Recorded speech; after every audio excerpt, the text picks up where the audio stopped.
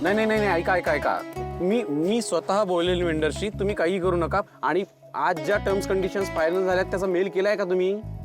हां, आणि ते कॉन्ट्रॅक्ट रिन्युअल झालं त्याचा? हां मी चेक करतो. हां, 1 मिनिट थांबा. हां बाय.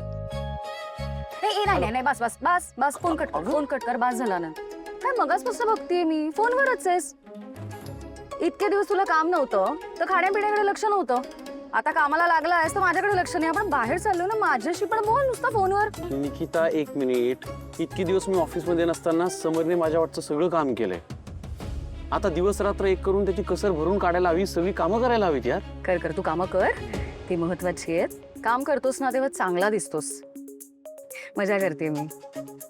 खरं तर इतके दिवस घरी होतास ना, माझ्या डोक्याचं भजं केलंस तू. डोकं खाल्लंय माझं. तू कामच कर, तेच बरं आहे खरं तर. मी काही डोकं वगैरे खाल्लं नाही तुझा, आणि मला काम करायला आवडतं. हा, पण तू अशी हॅपी असशील तेव्हा मला जास्त आवडतं. आहेच रे मी हॅपी.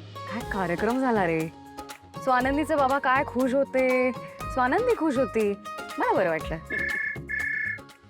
हे बघ, 100 वर्ष आयुष्य. उचल उचल उचल, स्पीकरवर टाक. बोला. हाय, गुड मॉर्निंग. Good morning. तुम्हाला आणि आनंदरांना भेटायचं होतं मला. अरे देवा, काय ग बाई, असं कोणी सकाळी सकाळी? काय काय झालं काय? भेटून बोलूया. ए बाई, मला ना असं कोणी अर्जंटली बोलवलं ना, ते सकाळी सकाळी, की मला आता हल्ली भीतीच वाटायला लागते. दडदडतं माझ्या छातीत. काय झालंय सांग. काही झालेलं नाहीये, सगळं छान आहे, अजिबात टेन्शन घेऊ नका तुम्ही. मला जरा वेगळं काहीतरी बोलायचंय. मग ठीक आहे, घाबरले मी. बरं, मग कुठे भेटूया? मी लोकेशन पाठवते तुला. परफेक्ट, भेटूया. Bye bye. एक मिनिट, तुम्ही नाही आधी तुम्ही. अहो नाही, तुम्ही जा. आता हेही माझं ऐकणार नाहीत का? बरं, ओके. अहो बघा, सावकाश लागेल ना ते. थँक्यू. काहीतरी कुठला तरी विचार डोक्यात घेऊन चालत असता, कुठेतरी धडपडला असतात आता. तुमचं असतं ना सगळीकडे लक्ष, मग नाही धडपडणार. आणि मी जेव्हा आजूबाजूला नसेन तेव्हा कुठे तुमची तंद्री लागलेली असते आजकाल, काय माहिती. काय माहिती? म्हणजे हा, म्हणजे हल्ली जरा तंद्री मध्ये असते मी, हे खरं आहे, पण कुठे ते माहित नाही.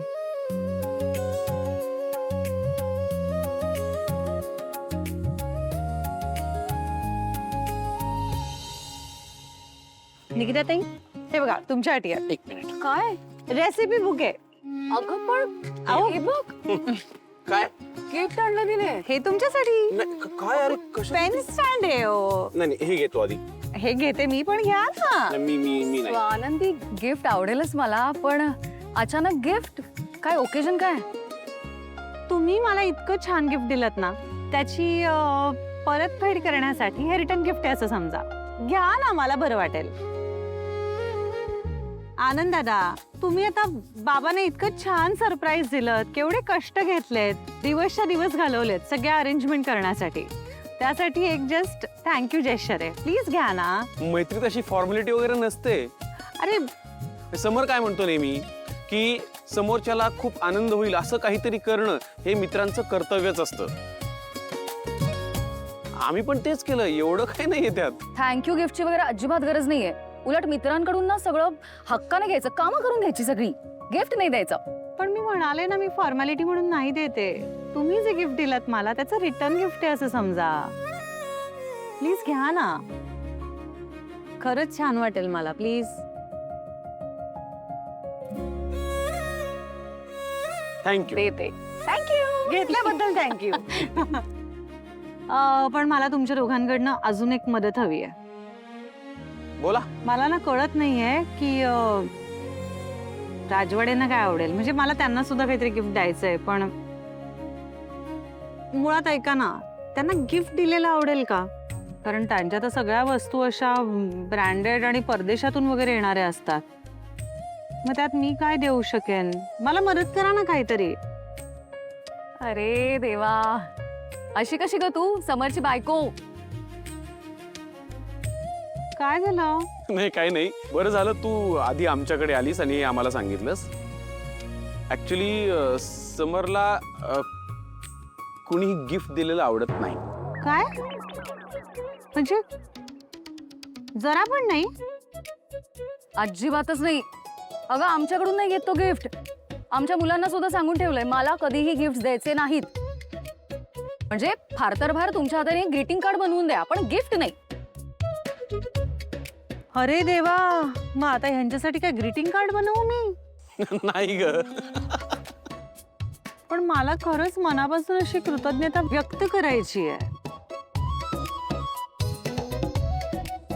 एक आयडिया आहे. काय? तू ना त्याला अशी एखादी वस्तू देण्यापेक्षा ना त्याच्या कायम लक्षात राहील असा एखादा क्षण दे, म्हणजे एखादा अनुभव दे. पण म्हणजे मला नाही कळत आहे. E boating. अरे हा, बोटिंग. अगं त्याला बोटिंग करायला खूप आवडतं. अगं ठाण्याजवळ एक तलाव आहे तिथे तो नेहमी बोटिंग करायला जायचा. म्हणजे आधी जायचा बाबा होते तेव्हा. हा, आता नाही जात. एक्झॅक्टली. आणि काय, बाबा गेल्यापासून तो तिकडे फिरकला पण नाही इतकी वर्ष. हा, पण तू त्याला घेऊन जा, एकत्र मस्त बोटीने फिरा. खूप खूप बरं वाटेल त्याला. हो, म्हणजे त्याच्यासाठी ना हे सगळ्यात मोठं गिफ्ट असेल, मोठी गोष्ट असेल त्याच्यासाठी. कारण अजूनही त्याच्या मनाच्या कोपऱ्यात ती गोष्ट आहे, नाही का रे आनंद? त्याला आवडतं तिथे जायला, फक्त तो बोलत नाही. आता खूप काळ झालाय ना तो तिथे फिरकला सुद्धा नाहीये. कल्पना छान आहे ही, पण मला ना थोडीशी गडबड वाटते यार.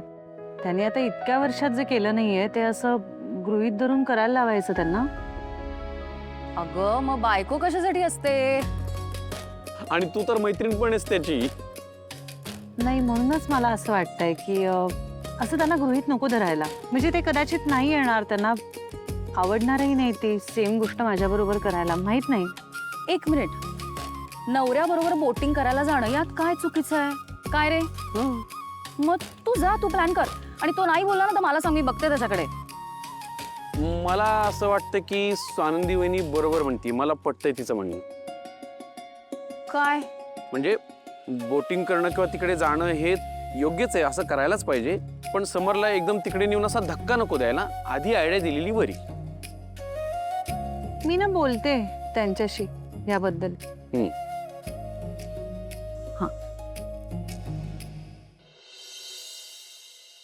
या I have send a PDF. बघावं तेव्हा मोबाईलमध्ये असते नुसती. कामं कोण करणार? मी एकटी. तुलाही कामाला लावायला पाहिजे. थांब. ओके, या शुअर, या यू वेलकम. हरिरा झालं? हे घे. हे काय आई? गवार भाजी करतो ना आपण, खातो ना. तुमच्याकडे खात नाही? तुला माहित नाही? मला माहिती याला गवार म्हणतात. अच्छा. आई तुम्हाला वाटत असलं तरी मी डम नाहीये हो. ओके. अगं नाही नाही नाही नाही, मला तू अजिबात डम वाटत नाही. तू तर किती हुशार आहेस. कापून द्या ती. काय काय गवार गवार निवडून दे. हे कसं निवड? आय डोंट नो कसं निवडायचं, कसं या कशी कापायची, कशी निवडायची तुम्हाला माहित नाहीये?